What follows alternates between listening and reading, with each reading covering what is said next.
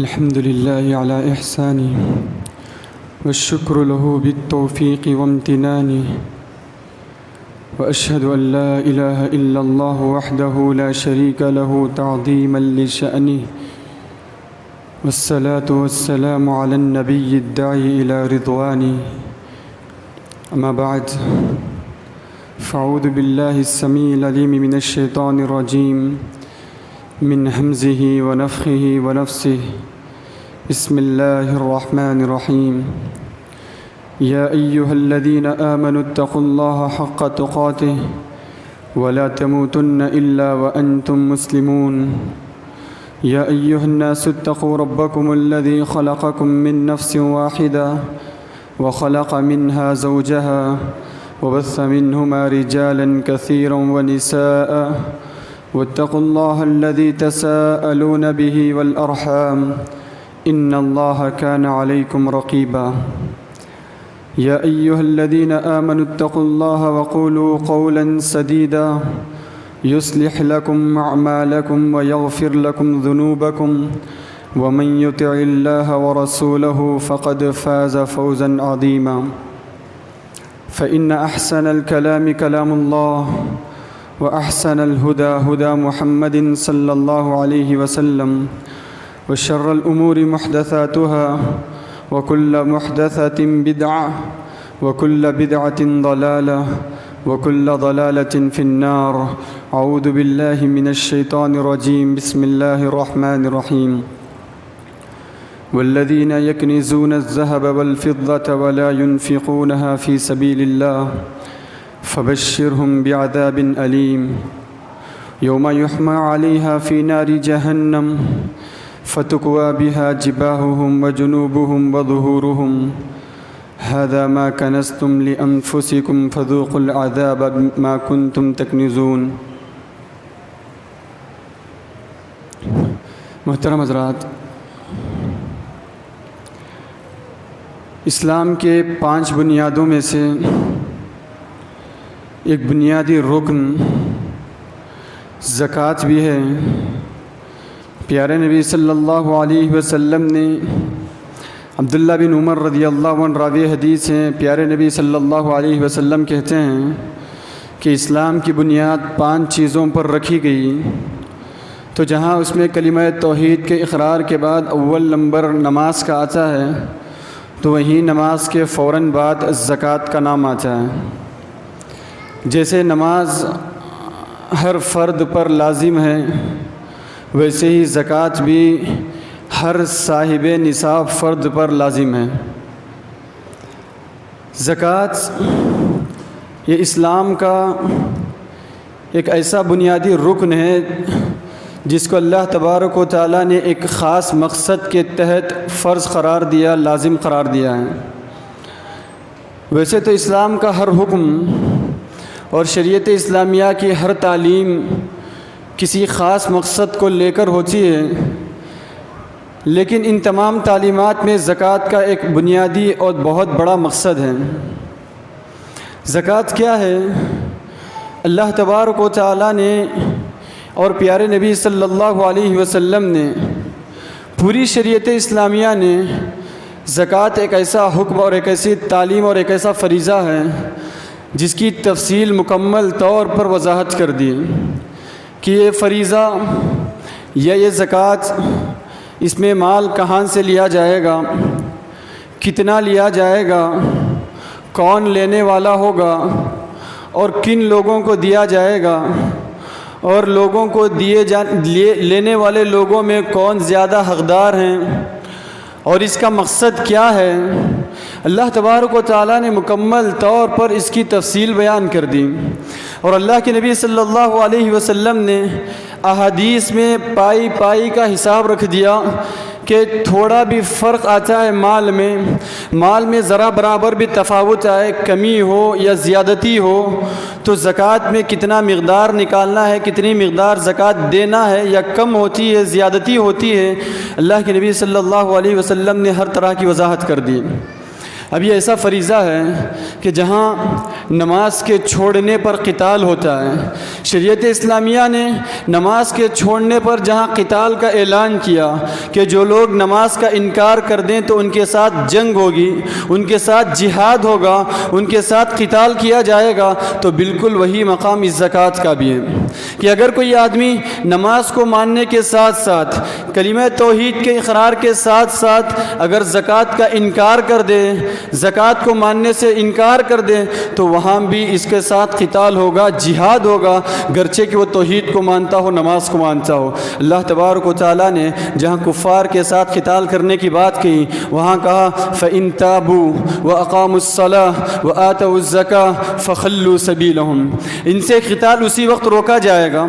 کافروں سے جنگ اسی وقت ختم کی جائے گی اگر وہ اپنے کفر و شرک سے توبہ کر لیں، اگر وہ اپنے کفر و شرک سے برات کا اعلان کر دیں، نماز قائم کر لیں اور نماز قائم کرنے کے ساتھ ساتھ زکوٰۃ دینے کے عادی ہو جائیں، تب ان کو ان کے راستے پر چھوڑ دیا جائے گا، ان کے ساتھ قتال اور جہاد نہیں کیا جائے گا۔ تو نماز کا جو مقام ہے، نماز کی جو حیثیت ہے، وہی حیثیت اور وہی مقام زکوٰۃ کی بھی شریعت اسلامیہ نے رکھی ہے۔ اب زکوٰۃ کوئی بھی شخص اپنے پاس نصاب کو پہنچنے والا مال رکھتا ہو، اتنا مال اس کے پاس موجود ہو، اتنی دولت اس کے پاس موجود ہو جو زکوٰۃ کے نصاب کو پہنچتی ہو۔ عہد رسالت میں زکوٰۃ کا نصاب متعین کرتے ہوئے اللہ کے نبی صلی اللہ علیہ وسلم نے بتلایا تھا کہ 20 دینار اگر کسی کے پاس موجود ہو تو وہ شخص صاحب نصاب ہو گیا۔ اگر کسی کے پاس 20 دینار سونا موجود ہے تو وہ صاحب نصاب ہو گیا، اور 100 درہم چاندی موجود ہے تو وہ شخص صاحب نصاب ہو گیا۔ تو اب موجودہ حالات کے حساب سے کہا جاتا ہے یا علماء کہتے ہیں اگر 85 گرام سونا کسی کے پاس موجود ہے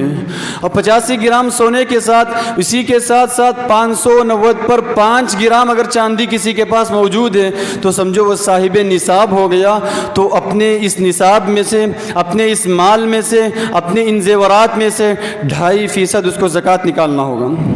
2.5% 2.5% اس کو اپنے اس مال میں سے زکوٰۃ نکالنا ہوگا، تبھی اس کا مال اس کا پاک کہلائے گا، ورنہ زکوٰۃ نکالے بغیر جتنا مال جمع کرے وہ پورا کا پورا مال کنز میں شمار ہوگا، اس کے جمع شدہ خزانے میں شمار ہوگا۔ تو اللہ کے نبی صلی اللہ علیہ وسلم نے مکمل طور پر اس کی وضاحت کر دی، جو بھی مال اپنے پاس رکھیں، جو بھی زیورات اپنے پاس رکھیں، جو بھی دولت اپنے پاس رکھیں، اگر وہ دولت اتنے نصاب کو پہنچ جاتی ہے جتنے نصاب پر کہ زکوٰۃ فرض ہوتا ہے، واجب ہوتا ہے، تو اتنے نصاب میں اپنا 2.5% ادا کرنا ضروری ہے، واجب ہے۔ اگر اس کو ادا نہ کیا جائے، اگر مال کو ادا نہ کیا جائے، ہاں کسی کے پاس نصاب کو پہنچ جائے، پوری توجہ کے ساتھ پورے اس کا خیال رکھتے ہوئے مال زکوٰۃ نکال بھی دیتے ہیں، ہم اپنے مال میں سے 2.5% نکال دیتے ہیں۔ صاحب ثروت اور صاحب مال، صاحب دولت افراد اپنے مال میں سے 2.5% مال زکوٰۃ تو نکال دیتے ہیں، لیکن یہ مال دیا کس کو جائے گا؟ یہ مال کس کے حوالے کیا جائے گا؟ تو شریعت نے اس کی بھی مکمل طور پر تفصیل بیان کر دی۔ اللہ رب العالمین نے 8 مصارف متعین کر دیے، جہاں دیگر صدقات کے لیے، دیگر نفقات کے لیے اللہ تبارک و تعالیٰ نے عام چھوڑ دیا کہ جہاں ضرورت تمہیں لگے، جہاں تمہیں محسوس ہو کہ یہاں دینا ضروری ہے، جہاں تمہیں محسوس ہو کہ وہ شخص ضرورت مند ہے، تو وہاں تم دے دو، اس کی ضرورت پوری کر دو، تمہارا صدقہ قبول ہو جائے گا اللہ تعالیٰ کے دربار میں۔ لیکن زکوٰۃ کا معاملہ ایسا نہیں کہ آپ جہاں مرضی چاہے دے دیں، زکوٰۃ کا معاملہ ایسا نہیں کہ ہم جہاں مرضی چاہے دے دیں تو زکوٰۃ کا فریضہ ادا ہو گیا۔ زکوٰۃ کے مصارف بھی اللہ تبارک و تعالیٰ نے مکمل طور پر طے کر دیے کہ یہ 8 مصارف ہیں، 8 مصارف کے علاوہ کسی 9 مصرف میں زکوٰۃ کا مال خرچ نہیں ہوگا، زکوٰۃ کا مال تقسیم نہیں ہوگا۔ 8 مصارف کیا ہیں؟ اگر کوئی فقراء ہیں، فقیر ہیں، محتاج ہیں، خود ان کا جو مال ہے اس سے خود ان کا گھر نہیں چل سکتا ہے، یا مسکین ہیں، ضرورت کے مقدار گھل تو چل جاتا ہے لیکن پوری ضرورتیں مکمل نہیں ہو پاتی ہیں، وہ لوگ ہیں۔ تو فقراء ہیں، مسکین ہیں، یا زکوٰۃ کے اس مال کو وصول کرنے میں جو لوگ کام کرتے ہیں، جہاں اجتماعی نظم ہوتا ہے وہاں ایسے لوگ موجود ہوتے ہیں، چونکہ ہمارے معاشرے میں تو ویسے لوگ موجود نہ رہیں، تو جو زکوٰۃ میں کام کرنے والے لوگ ہیں، اور ویسے ہی جو لوگ ابھی نئے اسلام میں داخل ہوئے، یا جن لوگوں پر امید ہے کہ اگر ان پر خرچ کیا جائے، ان کو مال مال زکوٰۃ دیا جائے، ہو سکتا ہے کہ وہ اسلام میں داخل ہو جائیں گے، ہو سکتا ہے کہ اس کی ترغیب سے، اس سے خوش ہو کر وہ اسلام کو قبول کر لیں گے۔ ایسے غیر مسلم ہیں یا ایسے نو مسلم ہیں جو ابھی اسلام میں داخل ہوئے، ان کے دل کو مضبوط کرنے کے لیے، ان کا سہارا بننے کے لیے ان کے اوپر بھی مال زکوٰۃ خرچ کیا جا سکتا ہے۔ اسی طرح پانچواں مصرف، گردن کو آزاد کرنے، غلاموں کو آزاد کرنے یا قیدیوں کو آزاد کرنے کے لیے زکوٰۃ کا مال استعمال ہو سکتا ہے۔ اسی طرح اگر کوئی آدمی قرض دار ہے، اتنا قرض ہے کہ وہ اپنی پوری کوشش اور محنت کے ساتھ، اپنی پوری دولت گنوانے کے ساتھ، اپنی پوری دولت خرچ کرنے کے ساتھ اس کا قرضہ ادا نہ ہوتا ہو، وہ مکمل طور پر مجبور ہے، عاجز ہے کہ زکوٰۃ کے مال کے علاوہ کسی اور مال سے قرضے کی ادائیگی نہ ہوتی ہو، تو ایسی صورت میں اس پر مال زکوٰۃ خرچ کیا جا سکتا ہے۔ اور ویسے ہی اللہ تعالیٰ کے راستے میں مال زکوٰۃ خرچ کرنا، اللہ کے راستے میں جو لوگ جہاد کے لیے نکلتے ہیں، فی سبیل اللہ کوئی کام کرتے ہیں، اعلاء کلمۃ اللہ کے لیے جو کام ہوتا ہے، ان پر مال زکوٰۃ خرچ کرنا یہ بھی اب چیز نہ رہی۔ اور آخری مصرف جو مسافر ہوتے ہیں، کیوں؟ سفر ایک ایسا مقام ہے، سفر ایک ایسی جگہ ہے، یہاں بڑا مالدار بھی عاجز ہو جاتا ہے۔ سفر ایک ایسی جگہ ہے کہ وہ اپنے بستی میں یا اپنے گھر میں کتنا بڑا مالدار کیوں نہ ہو، سفر میں آ کر اچھے سے اچھا مالدار بھی روڈ پہ آ جاتا ہے، عاجز ہو جاتا ہے، مجبور ہو جاتا ہے۔ تو مسافروں پر بھی مال زکوٰۃ خرچ کیا جا سکتا ہے۔ یہ 8 مصارف ہیں، ان 8 مصارف کے علاوہ کسی اور مصرف میں مال زکوٰۃ خرچ نہیں ہو سکتا۔ ایسا نہیں کہ ہم کسی کو مجبور سمجھے اور ان کو بلائے، ان میں مال زکوٰۃ تقسیم کر دیا اور بھیج دیا، اور ہم یہ سمجھ گئے کہ ہمارے جو مال زکوٰۃ کا فریضہ ہے ہم نے ادا کر دیا۔ ان 8 مصارف میں بھی سب سے زیادہ بنیادی چیز یہ ہے کہ خیال کریں کہ اپنے رشتہ داروں میں کوئی ایسا مستحق موجود ہے کیا؟ ان 8 مصارف میں سے کوئی اپنے رشتہ داروں میں موجود ہے کیا؟ آپ فقراء میں مال زکوٰۃ دیتے ہیں، سب سے پہلے خیال کریں اپنے رشتہ داروں میں کوئی فقیر تو نہیں، اپنے رشتہ داروں میں کوئی ضرورت مند تو نہیں، اپنے رشتہ داروں میں کوئی مسکین تو نہیں۔ مال زکوٰۃ کے حقدار سب سے پہلے اپنے رشتہ دار ہیں، سب سے پہلے اپنے رشتہ دار ہیں، وہ رشتہ دار جو مکمل طور پر فقراء و مساکین کی فہرست میں آتے ہوں۔ رشتہ داروں میں اگر ایسے لوگ موجود نہ ہوں تب چل کر مال زکوٰۃ رشتہ داری سے ہٹ کر باہر جائے گا، رشتہ داری سے ہٹ کر محلے میں جائے گا، رشتہ داری سے ہٹ کر اپنے علاقے میں جائے گا، اپنی بستی میں جائے گا۔ رشتہ داروں کا خیال کرے بغیر آگے پہنچانا، اپنی بستی والوں کا خیال کرے بغیر باہر پہنچانا، یہ اچھی بات نہیں۔ معاذ بن جبل رضی اللہ عنہ جب پیارے نبی صلی اللہ علیہ وسلم نے انہیں یمن کا ذمہ دار بنایا، یمن کا گورنر بنا کے بھیجا، وہاں معاذ بن جبل رضی اللہ عنہ مال زکوٰۃ کو وصول کرتے، جتنی ضرورت وہاں خرچ کرنے کی ہوتی، وہاں کے فقراء و مساکین کو دینے کی ہوتی، وہاں انہیں مال زکوٰۃ دے دیتے اور جو بچتا وہ مدینہ بھیجتے۔ وہاں دینے کے بعد، وہاں کی ضرورت پوری ہونے کے بعد وہ بچا ہوا مال پیارے نبی صلی اللہ علیہ وسلم کی خدمت میں، ابو بکر صدیق رضی اللہ عنہ اور عمر رضی اللہ عنہ کی خلافت میں آپ رضی اللہ عنہ کی خدمت میں مال بھیجا کرتے۔ تو سب سے پہلے خیال کریں کہ اپنے رشتہ داروں کا حق ہے، اپنے رشتہ داروں کا یہ مال کا حق ہے کہ سب سے پہلے ان تک یہ مال پہنچایا جائے جو اس میں ضرورت مند ہیں اور محتاج ہیں۔ ہاں اگر مال زکوٰۃ کا نصاب پہنچنے کے باوجود، مال اپنے نصاب کو پہنچ جانے کے باوجود مال کا زکوٰۃ نہ ادا کریں، اسی کی وہی سناتے ہوئے اللہ رب العالمین نے کہا والذین یکنزون الذہب والفضة ولا ينفقونها فی سبیل اللہ، جو لوگ مال زکوٰۃ ادا کرے بغیر مال کو جمع کر رکھتے ہیں، جو لوگ مال کو گن کر رکھتے ہیں، اپنے سونا چاندی کو اپنے پاس اٹھا کر رکھتے ہیں، ولا ينفقونها فی سبیل اللہ، اللہ کے راستے میں اس کو خرچ نہیں کرتے، اللہ تعالیٰ کے راستے میں اس کو دیتے نہیں، فبشرہم بعذاب علیم، اے پیغمبر آپ انہیں دردناک عذاب کی خوشخبری سنا دیجئے، آپ انہیں دردناک عذاب کی خوشخبری سنا دیجئے۔ یوم یحمى علیہا فی نار جہنم، جس دن کہ ان کا مال نار جہنم میں تپایا جائے گا، جہنم کی آگ میں تپایا جائے گا، گرم کیا جائے گا، فتکوی بہا جباہہم وجنوبہم وظہورہم، اور مارے اس مال زکوٰۃ کو جو مال کے زکوٰۃ ادا کرنے سے عاری رہا، خالی رہا، زکوٰۃ ادا نہیں کیا گیا، کل روز قیامت جہنم کی آگ میں تپا کر جلا کر اسی مال کو لے کر ان لوگوں کی پیشانیوں پر داغا جائے گا، ان لوگوں کے پہلوؤں پر داغا جائے گا، ان لوگوں کے پیٹھ پر داغا جائے گا، اور انہیں یاد دلایا جائے گا ھذا ما کنزتم لانفسکم، یہی وہ مال ہے جو تم گن کر اٹھا کر رکھا کرتے، فذوقوا ما کنتم تکنزون، چلو آج اٹھا کر رکھنے کا مزہ چکھو،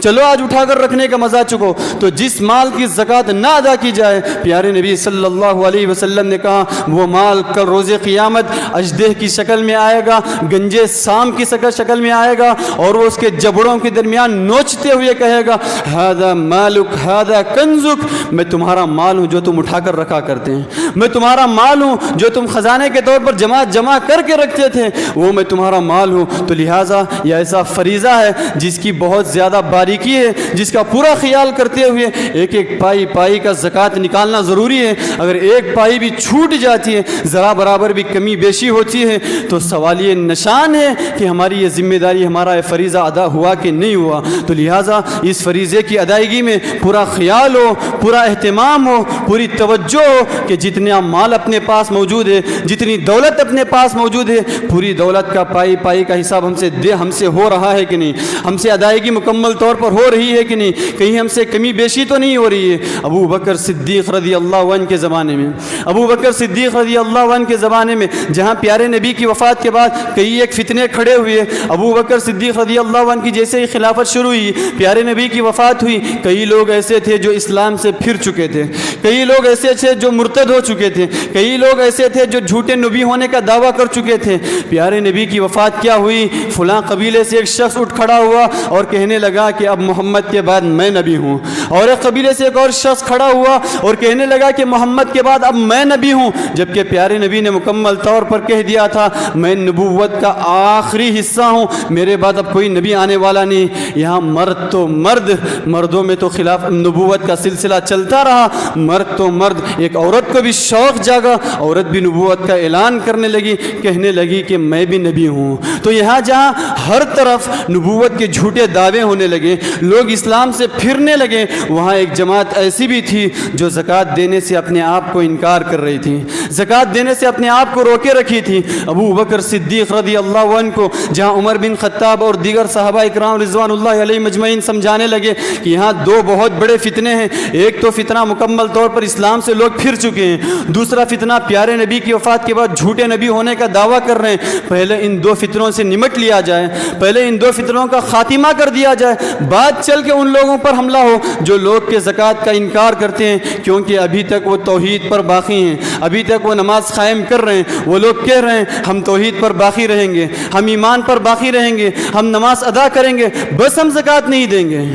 بس ہم زکوٰۃ نہیں دیں گے، کیونکہ ہم پیارے نبی کے ہوتے ہوئے زکوٰۃ دیتے تھے، اب اللہ کے نبی کی وفات ہوگی ہم زکوٰۃ ادا نہیں کریں گے۔ تو اب عمر بن خطاب رضی اللہ عنہ ابو بکر صدیق کو سمجھانے آئے کہ دیکھو یہ معاملہ تھوڑا سا ہلکا ہے، یہ لوگ اپنے ایمان پر تو باقی ہیں، یہ لوگ نماز کی ادائیگی تو کر رہے ہیں، دوسرے لوگ تو ایمان سے پھر چکے ہیں اور جھوٹے نبی ہونے کا دعویٰ کر رہے ہیں، پہلے ان سے لڑ لیا جائے، ان سے نمٹ لیا جائے، بعد میں آ کر ان سے معاملہ نمٹا جائے گا۔ لیکن ابو بکر صدیق رضی اللہ عنہ بہت سب سے زیادہ نرم دل ہونے کے باوجود بھی ابو بکر صدیق رضی اللہ عنہ نے کہا کہ میرے ہوتے ہوئے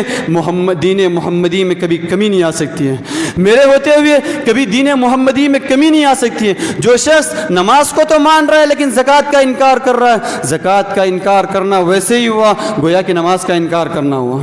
زکوٰۃ کا انکار کرنا ویسے ہی ہوا گویا کہ نماز کا انکار کرنا ہوا، گرچہ کہ وہ توحید پر باقی ہے لیکن زکوٰۃ کا انکار کر رہا ہے، کیا فائدہ۔ لیکن اس میں غور کرنے والی بات یہ ہے کہ ابو بکر صدیق رضی اللہ عنہ نے کہا اپنے مکمل مال کی زکوٰۃ تو دور، اگر وہ اپنے پورے مال کی زکوٰۃ بھی دے دیں، اپنی پوری دولت کی پائی کا زکوٰۃ بھی دے دیں، صرف ایک رسی جو وہ اپنے اونٹ کو باندھنے کے لیے استعمال کرتے تھے پیارے نبی کے ہوتے ہوئے اور اس کی زکوٰۃ دیا کرتے، اگر اب وہ صرف ایک رسی کی زکوٰۃ دینے کا انکار کریں تب بھی میں ان سے جنگ کروں گا،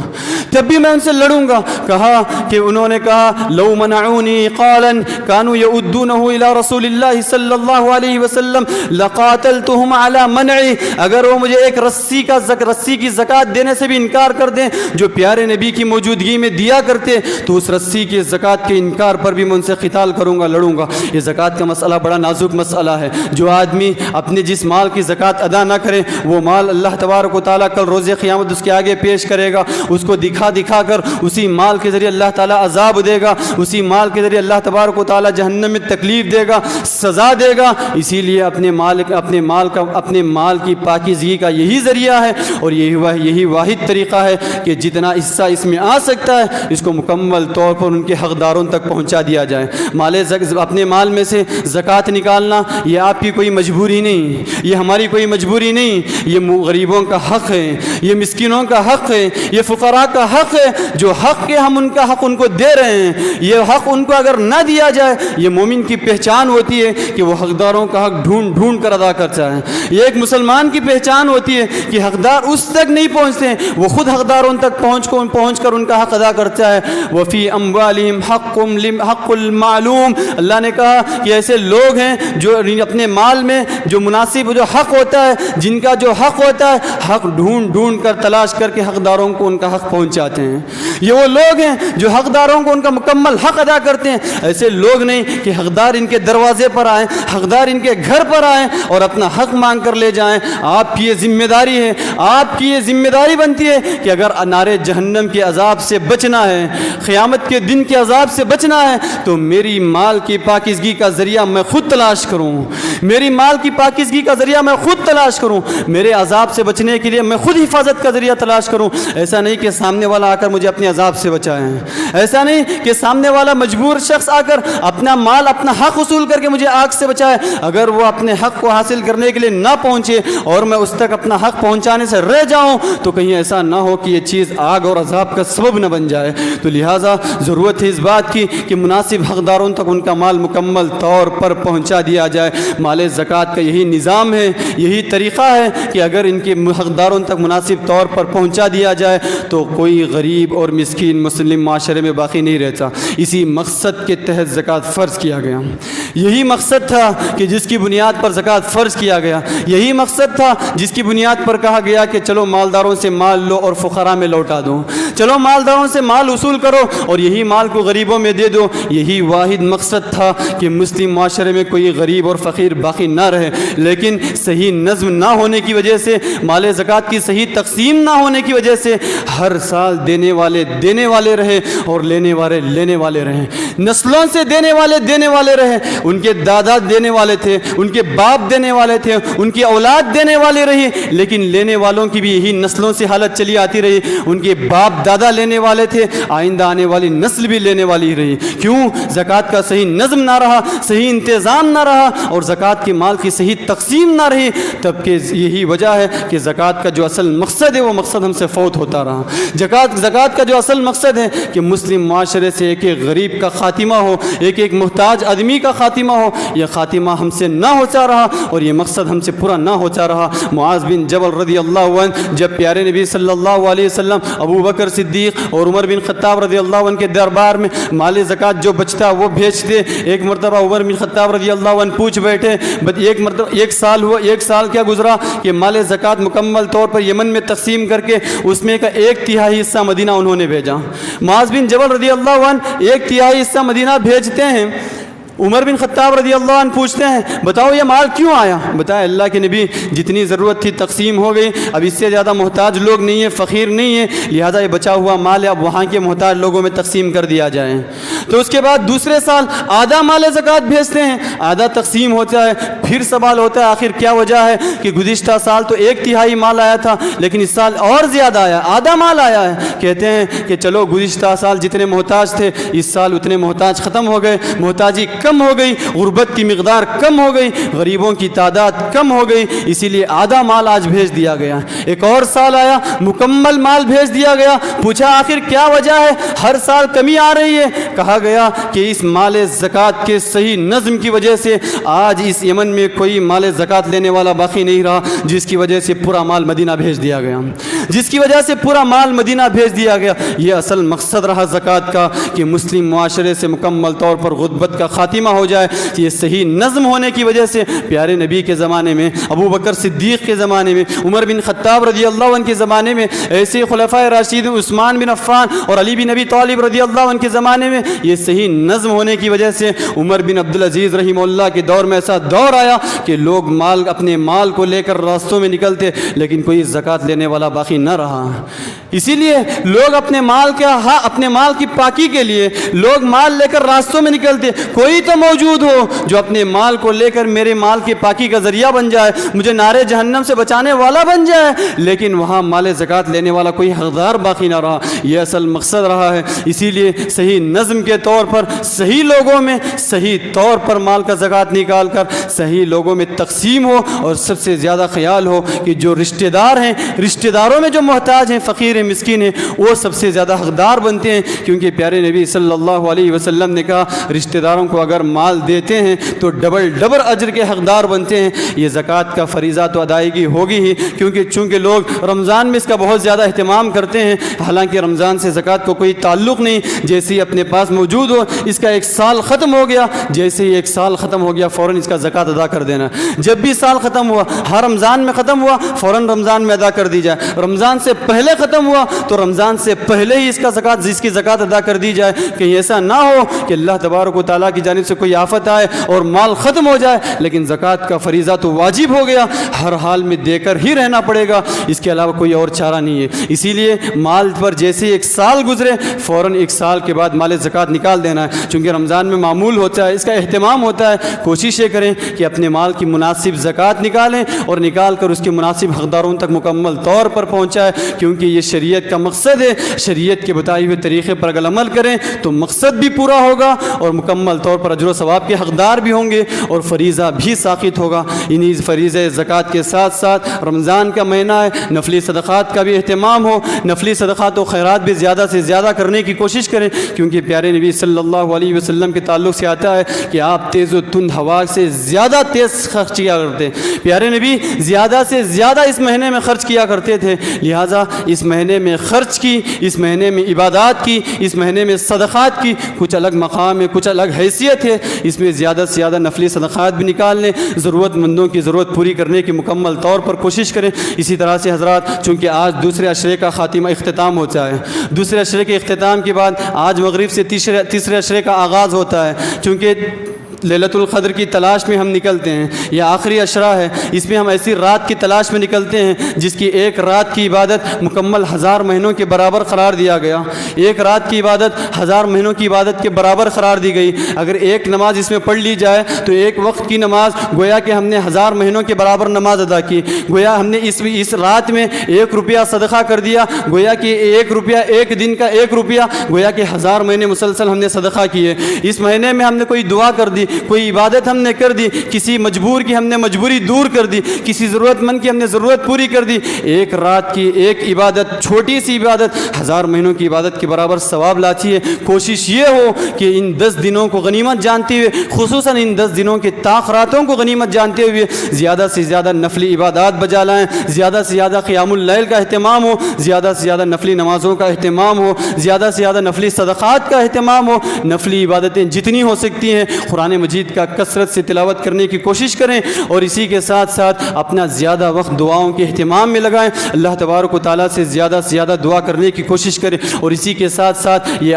آخری عشرے میں جو عبادتیں ہوتی ہیں, جو اعمال ہوتے ہیں, ان میں سے ایک عمل اعتکاف بھی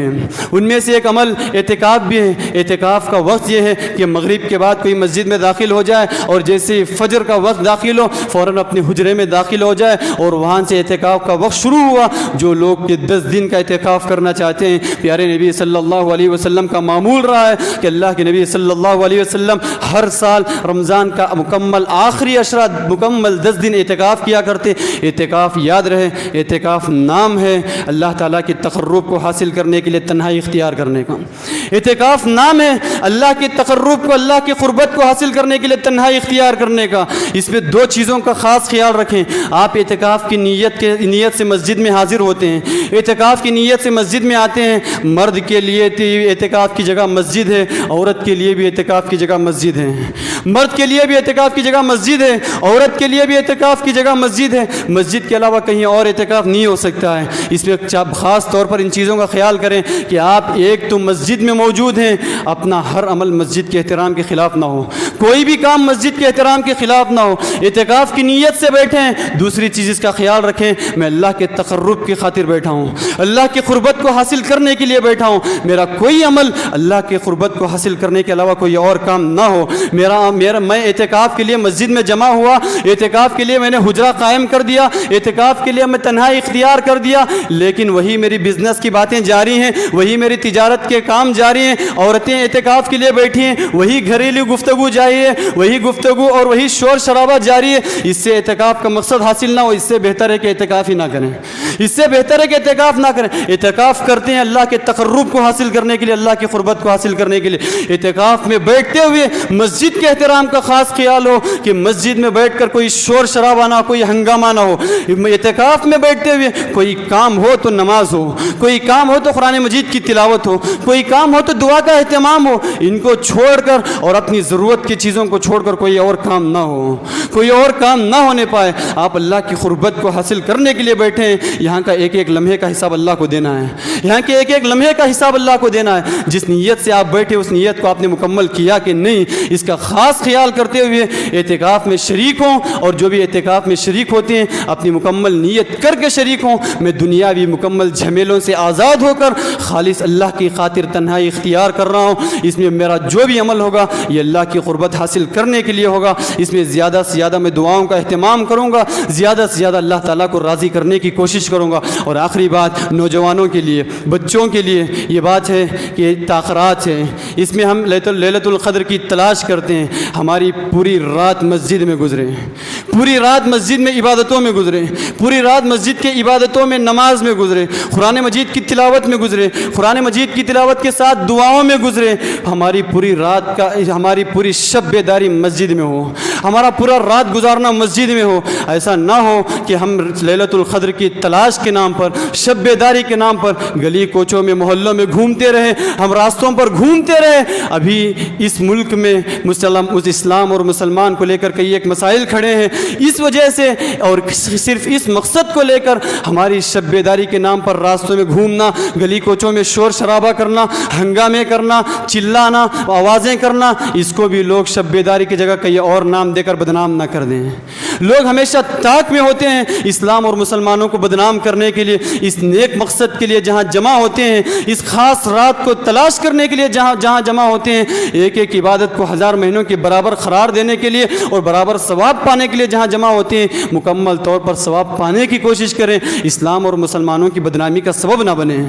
اسلام اور مسلمانوں کی بدنامی کا خواہ سبب نہ بنے. راستوں میں گھومتے رہے, کوئی غیر مسلم دیکھ کر کہے اور اس کے اوپر کوئی ہنگامہ مچائے, کوئی پروپیگنڈا کھڑا کرے اور اس نیک مقصد کو بھی کوئی غلط نام دے کر بدنام کر دیں. اسی لیے ضرورت اس بات کی ہے کہ جس مقصد کے تحت رمضان آیا ہے اس مقصد کو غنیمت جانیں. 2 اشرے مکمل ختم ہو چکے مکمل طور پر, باقی 1 اشرے کو غنیمت جانیے, ان طاق راتوں کو غنیمت جانیے اور اپنے آپ کو مکمل طور پر اللہ تعالیٰ کے پاس اللہ کو راضی کروانے کے لیے اور اپنے آپ کو جہنم سے آزاد کر کے جنتیوں میں داخل کرانے کی مکمل طور پر کوشش کریں. دعا ہے رب العالمین سے کہ اللہ تبارک و تعالیٰ ہمیں اس آخری اشرے کو غنیمت جانتے ہوئے زیادہ سے زیادہ عبادتیں انجام دینے کی توفیق عطا فرمائے اور اپنے مال زکوٰۃ میں سے اس کا مکمل طور پر زکوٰۃ نکالنے اور اس کے حقداروں تک پہنچانے کی اللہ توفیق دے. اللہم آمین. وآخر دعوانا الحمد للہ رب العالمین.